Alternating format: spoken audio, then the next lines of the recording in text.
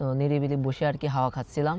So হঠাৎ করে একটা জিনিস মাথায় আসলো, সেটা হচ্ছে আমি তো নিরিবিলি বসে আছি, কিন্তু অনেকে কেন জানি নিরিবিলি থাকতে পারছে না, বিশেষ করে আমাদের পরিবার বা আত্মীয় স্বজন, বন্ধু বান্ধব।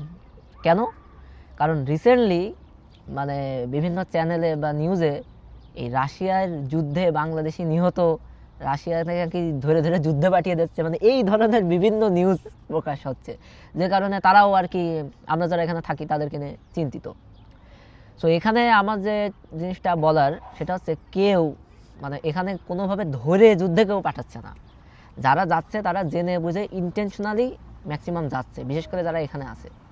আর এখানকার মানুষের জীবনে বা আমরা যারা এখানে থাকি আমাদের জীবনে যুদ্ধের বিন্দু মাত্র কোনো প্রভাব মানে পড়ছে না কোনোভাবেই। মানে সবাই নর্মাল লাইফ, আরও সামার এসেছে, মানুষ এখন এনজয় করছে, মানে সব কিছু সবুজ হয়ে গেছে, অনেক সুন্দর ওয়েদার।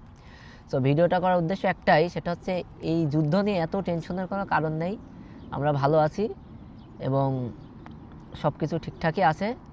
সো এতটুকুই। তো এতে নিয়ে টেনশন করার কোনো কারণ নেই। Good bye.